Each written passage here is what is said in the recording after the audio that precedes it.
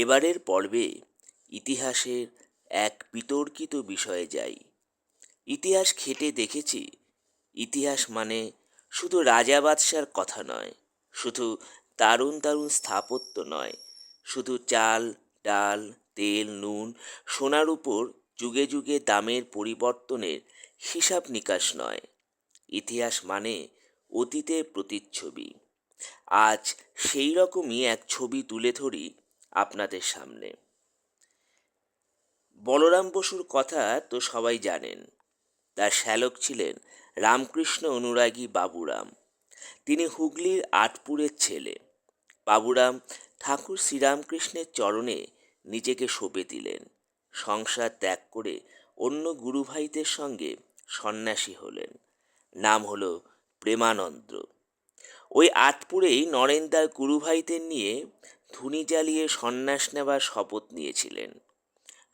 নিয়েছিলেন শিবজ্ঞানে জীবসেবা করবার। তারপর নানা প্রতিবন্ধকতাকে অতিক্রম করে গড়ে উঠল রামকৃষ্ণ মিশন ও মঠ।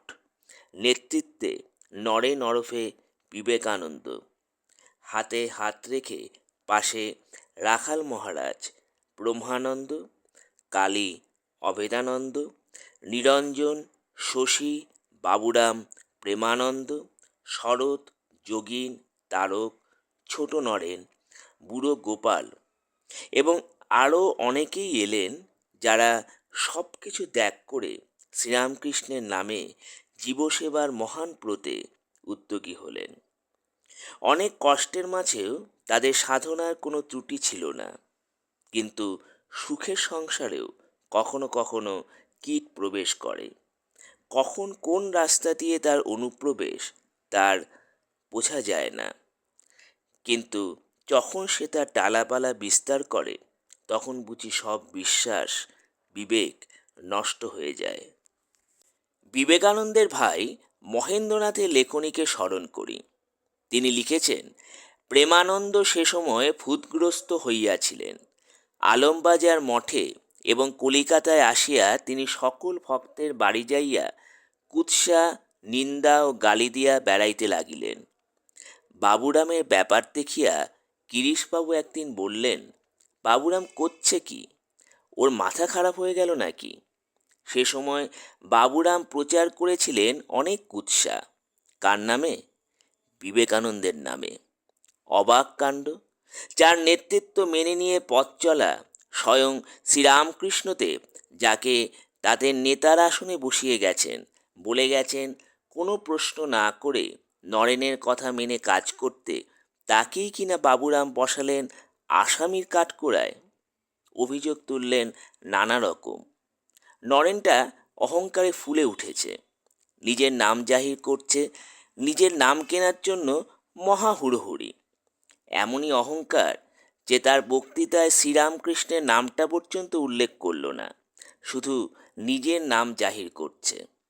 নিজের নাম জাহির করা আর নিজের মত প্রচার করা, এই হচ্ছে তার উদ্দেশ্য। এমনই ছিল বাবুরামের বিষোৎকার। বাবুরাম স্বামী বিবেকানন্দকে তীব্র আক্রমণ করে একটি পুস্তিকা ছাপিয়ে সর্বত্র বিলিও করেছেন। এইসব তথ্য আমি পেয়েছি কণাদ দাশগুপ্ত ও দেবাশিস পাঠকের লেখা বিড়ম্বনায় বিবেকানন্দ বইটি থেকে। পরে হয়তো এই ভুল বোঝাবুঝি মিটে যায়, আবার বোধহয় সম্পর্ক স্বাভাবিক হয়ে যায়, কিন্তু ইতিহাসের পাতা থেকে তো তা মুছে যায় না। ইতিহাস কথা বলে, কখনো গোপনে, কখনো সোচ্চারে, আর সেই সব কথাই আমাদের বিশ্বাসকে টলিয়ে দেয়, কষ্ট দেয়, চোখে জল আনে। এরকম অবাঞ্ছিত পরিস্থিতির মুখে স্বামী বিবেকানন্দকে তার স্বল্প জীবনে বারবার পড়তে হয়েছে। বারবার তিনি তা অতিক্রম করে, উপেক্ষা করে উঠে দাঁড়িয়েছেন। আবার বারবার তাকে অসম্মানের, অপমানের ধুলো গায়ে মেখেই পথ চলতে হয়েছে। এমনকি একবার বরানগরে তার প্রাণনাশের চেষ্টাও করা হয়েছিল।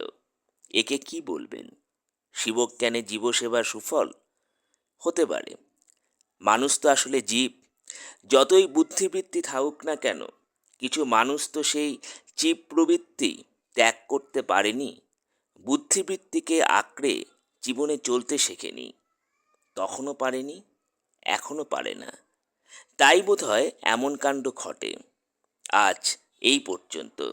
আবার আসবো আগামীতে শ্রীরামকৃষ্ণ, বিবেকানন্দ, সারদা মায়ের বা তাদের কাছের কোনো ভক্তের শিষ্যের কথা নিয়ে। প্রণাম ঠাকুর।